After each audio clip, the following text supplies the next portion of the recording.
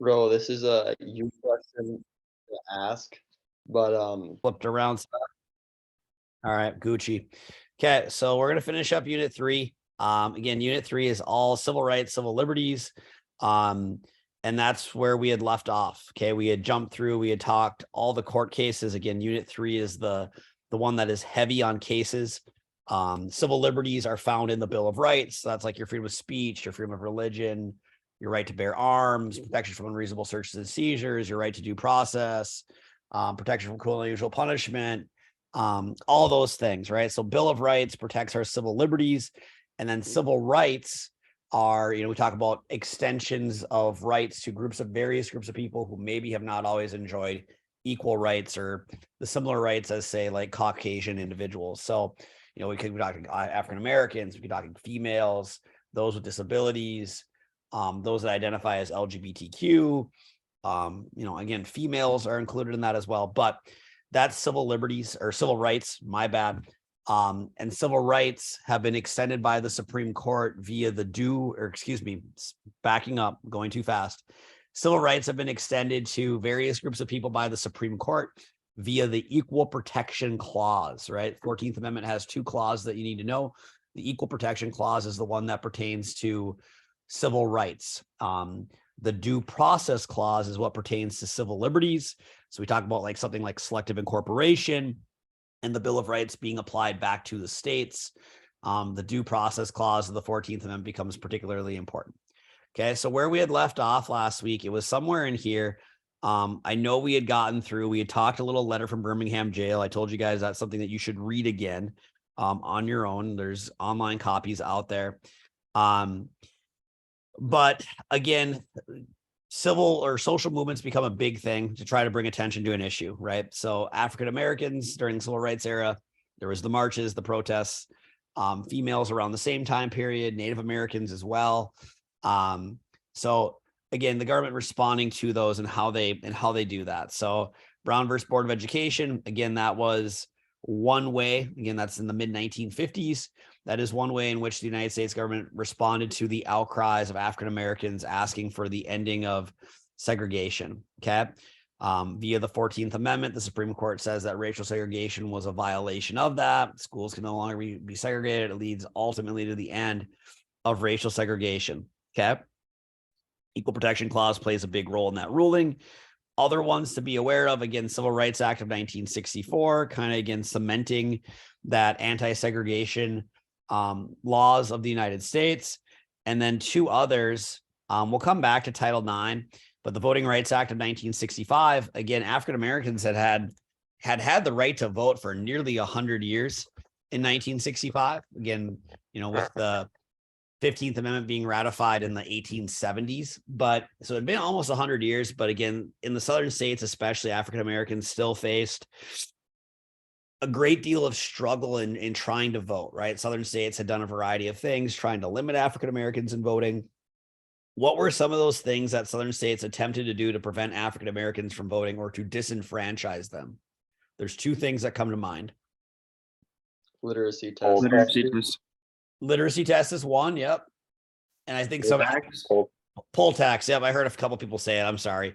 So literacy tests and poll taxes. Again, poll taxes later get abolished with a constitutional amendment. It's the 24th Amendment that abolishes poll taxes.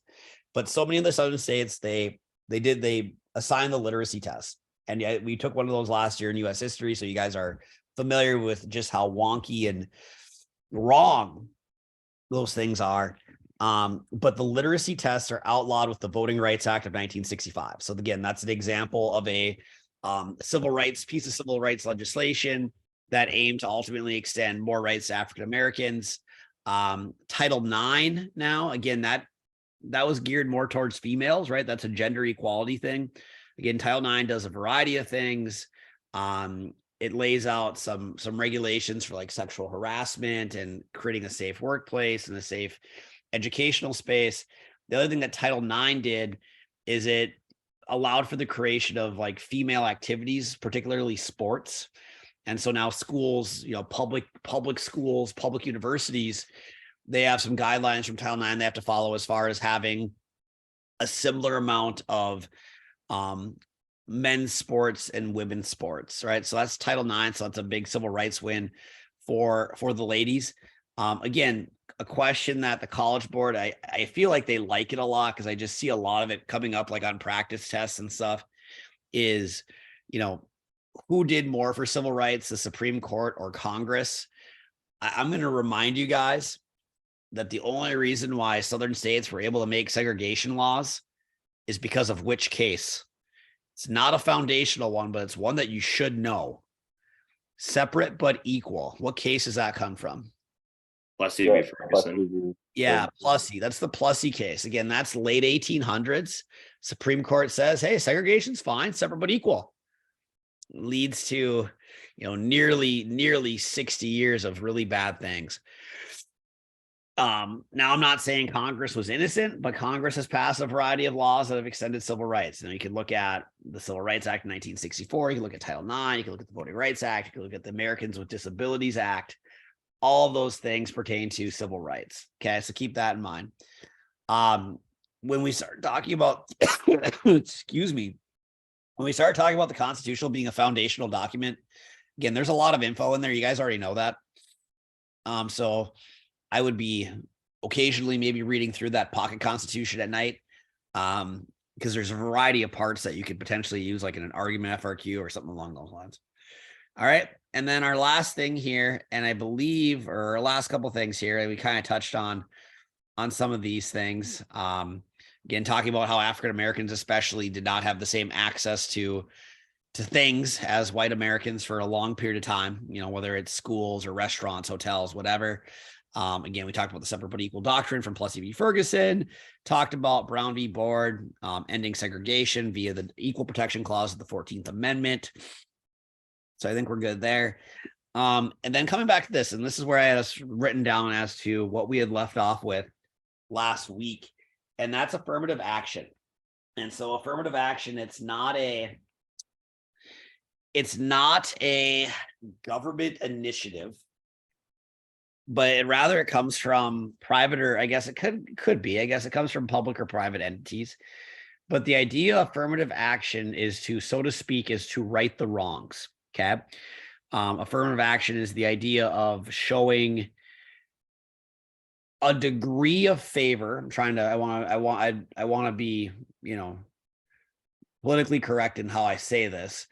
It's showing a degree of favor towards individuals who maybe at some point in history were, discriminated against. So take African Americans, for example, females, those with disabilities, maybe those that identify as LGBTQ.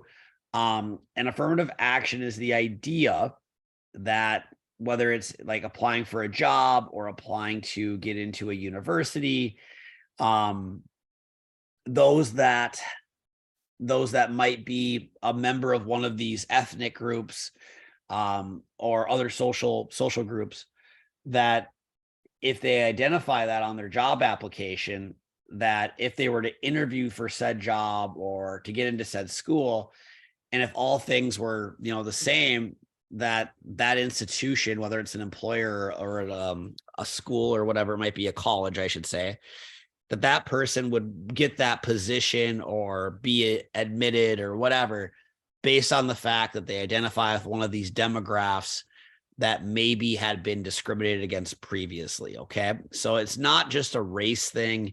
It could be a matter of gender relations. It could be a matter of heterosexual versus homosexual, so on and so forth. So there's a variety of things that it kind of encompasses. Now, again, variety of arguments. Some people say, yep, affirmative action, it's the right thing to do. Such and such groups were discriminated against. Others would say, hey, the Constitution doesn't see those things. The Constitution is colorblind.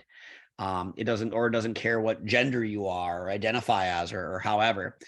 And so there's a variety of arguments here, but nonetheless, again, a lot of public and private entities have, identify themselves as affirmative action employers or affirmative action institutions. Proponents of affirmative action would say this is a good way to right previous wrongs. Opponents of affirmative action would say this is reverse discrimination. Okay. Questions on affirmative action? or anything from Unit 3. Again, Unit 3 is real case heavy. Miranda rights, like and what's baffling to me is like the Miranda versus Arizona case is not a required case. You don't have to know the fact pattern or the ruling, but you have to know the rule, right? The right to protection from self-incrimination or being made aware of your right to remain silent, that type of thing. Another one is Mapp v. Ohio. You don't have to know the fact pattern, but you have to know the exclusionary rule. What's the exclusionary rule? Any evidence like unconstitutionally obtained can't be used against you in court. Right. Yeah. Unreasonably obtained. Yep. Unconstitutional, unreasonable. Sure. That evidence cannot be used against you. Okay. So that's, I mean, so those cases, like you still need to know the precedents, I guess, the ultimate outcome of them, but you don't have to know the fact pattern, which I don't see why they just don't make those required cases, but what the heck do I know anyways? All right. Any other questions on Unit 3? I like Unit 3 a lot. Again, real case heavy. We've been over the cases. We can review them again here leading up to the exam. Okay. We're going to start with Unit 1. Then we're going to work backwards. And it's not that I dislike Units 4 or 5, but I kind of want to do Unit 1. So we're going to do Unit 1. So again, Unit 1's the foundations unit. This is like a lot of information that we would have covered in a US history class, things that you should feel, I would say, relatively comfortable with. So getting into that. So we start with the ideals of democracy. Okay. I would know that, again, there are some major themes that the US government, its structure is based on. And these are those themes: limited government, natural rights, popular sovereignty, republicanism, and the social contract. So again, limited government, the idea that government is not all powerful, that we don't believe in totalitarian or authoritarian governing, and that the government cannot just kind of do what it is that it wants because of limited government. Okay. Natural rights. Again, that's a John Locke term, that those later, we can look at the Declaration of Independence, where Jefferson says that everybody is born with the rights of life, liberty, and pursuit of happiness. Again, Jefferson was really, really clever. Which of the natural rights did he change from John Locke to his own? Property. Yeah. Again, real clever of old TJ.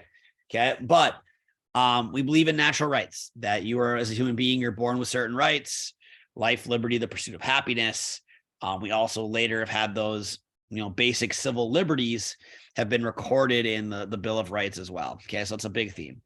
Popular sovereignty, the idea that the government's power comes from the people. Constitution written by the people, can be changed by the people, so on and so forth.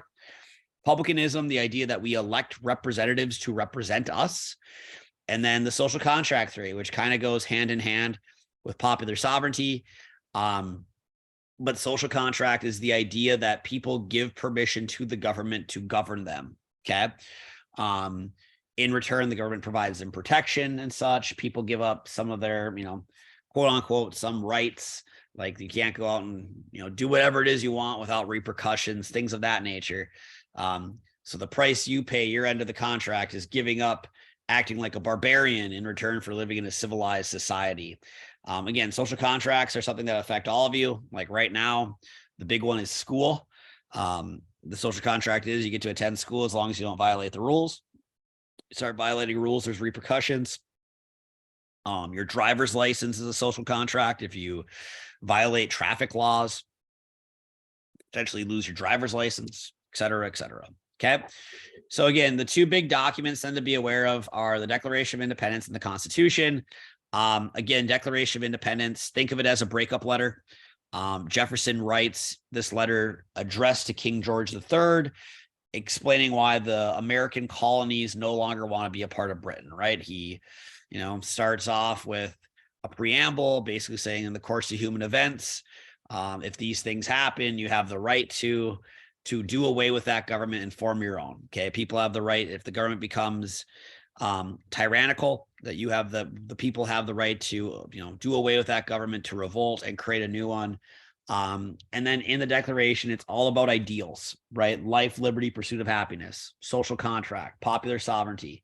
again, social contract and popular sovereignty do not show up word for word in the Declaration, but they're big themes. Okay. Again, one of the biggest themes of the Declaration is what Jefferson calls the inalienable rights or unalienable rights. The idea that people are born with life, liberty, and pursuit of happiness. He then makes a bunch of claims against King George III as to why the colonies are breaking up with Britain. That, you know, the British were unfair in taxing, that they kidnapped colonial sailors, interfered with their trade, did this, did that, did whatever, ate their snacks, so on and so forth. But the Declaration of Independence, the big thing I think that it's important for you guys to understand is it did not create any structure of government. Okay. It's a foundational document in the sense that it's very important to how the United States government comes to be what it is, but it does not create a structure of government. Does that make sense? It doesn't set up a Congress. It doesn't set up an executive branch. It doesn't set up a court system. It's strictly a breakup letter that expresses the ideals of American government: popular sovereignty, natural rights, social contract. If the government violates your natural rights or your inalienable rights, what you have the right to do. And that's kind of the big idea. Okay. Again, Declaration was written by Thomas Jefferson, Johnny Adams, Ben Franklin. I believe Roger Sherman helped out with it a little bit as well. So a pretty big who's who of names. Okay. The U.S. Constitution then, again, Declaration is written in 1776, adopted on July 4th, hence Independence Day. Woo, hot dogs, baseball, apple pie, and Fords. I know the Chevy commercial says, you know, hot dogs, baseball, and Chevrolet. Yeah, Fords. Okay. Micah, by the way, the man, the myth, the legend, he drives a Ford, so you know they're good. Okay.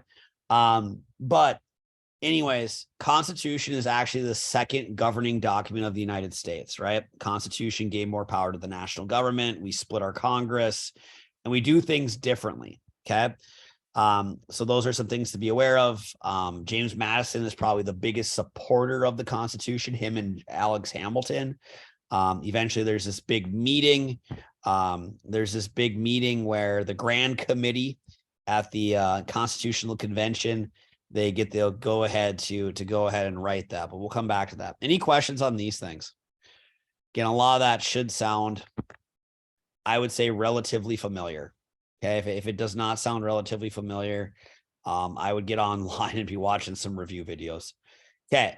Getting into some models of democracy. There's three major types: participatory, elitist, and pluralist. Basically, you know, we kind of look at how these are present in the United States. Participatory democracy is the idea. It's like, I think of participatory democracy as being like grassroots, like people getting out, getting involved, going door to door. If somebody's running for office, getting out there and campaigning, somebody, you know, getting out there and trying to spread the word about said individual and being like really involved with what is happening, you know, attending the city council meetings, attending the school board meetings, voting, and just being well informed and doing a lot of those things. Okay. Pluralist democracy is the idea that we have groups, interest groups, we'll just say it, that kind of dominate the policies that get passed. And again, I'd say there's a lot of truth to that in the United States. That pluralist democracy is kind of a dominating theory right now, in the sense that the various interest groups kind of all jockey for power and leverage. But then we also have elite democracy, which basically, you know, only says that the rich should be participating in government. And I think there's a degree of truth to that as well. You look at any of our politicians, I think most of them are fairly well off.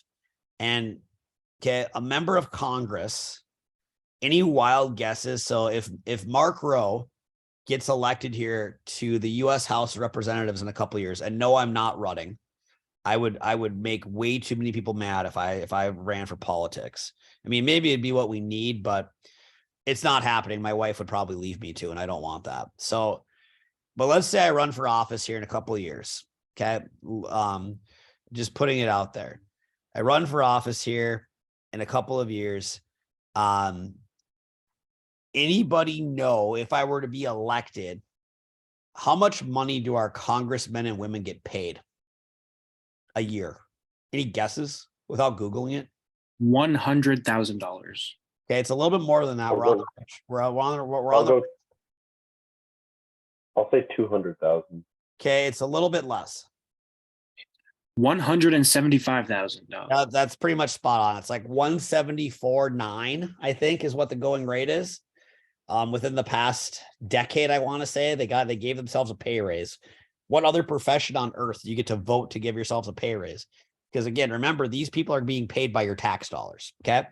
So that's the starting wage.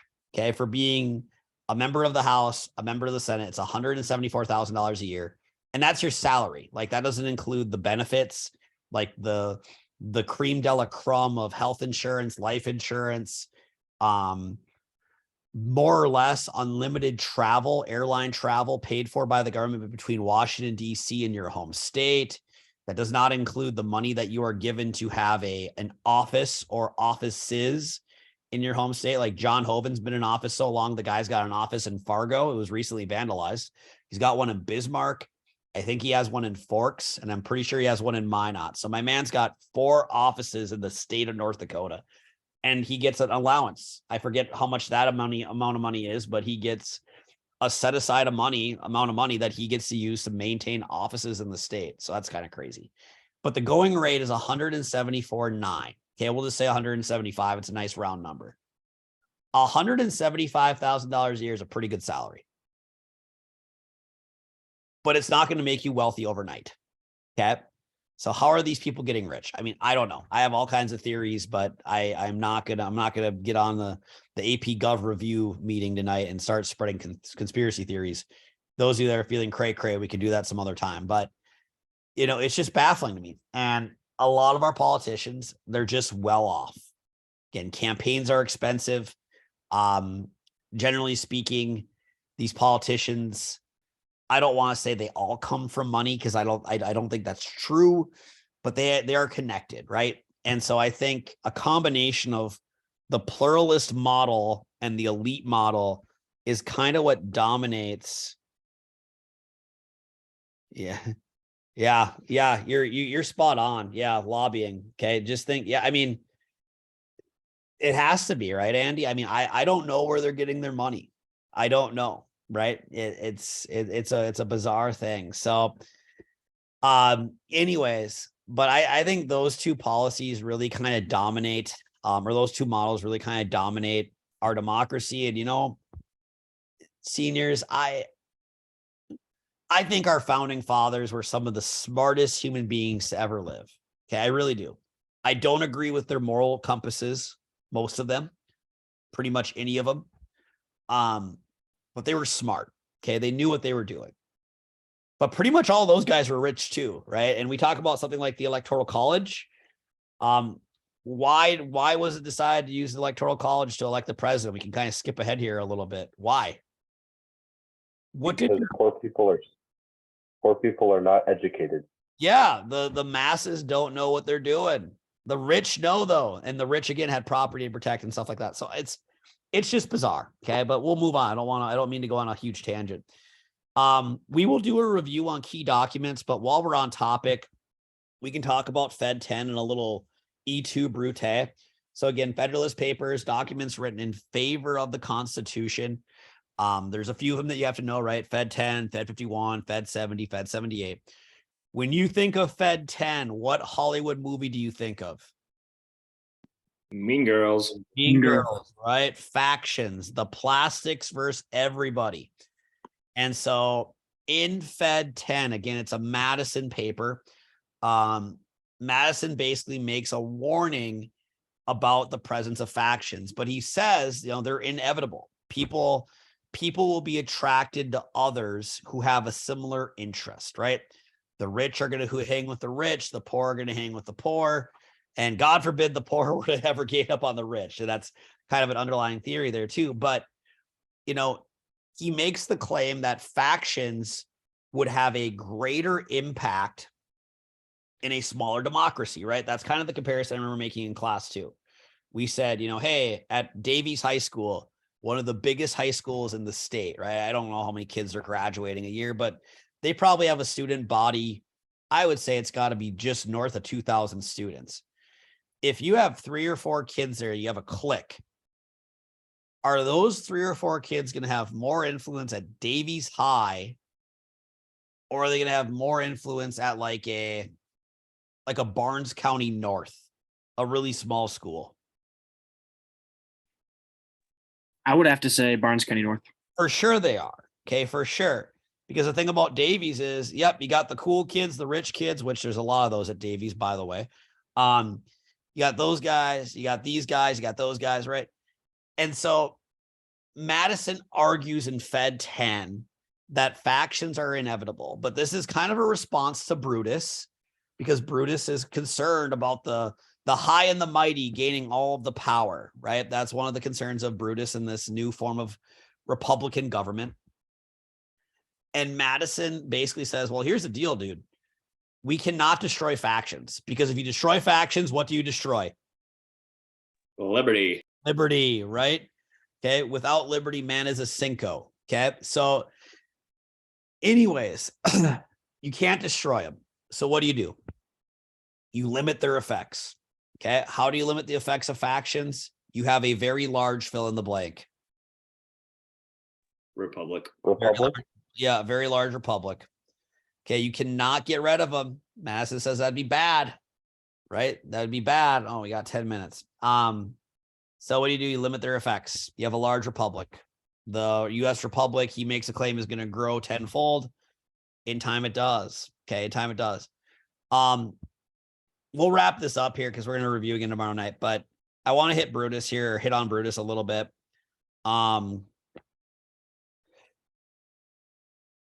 What were Brutus's concerns with the Constitution? And there's multiple. What are some?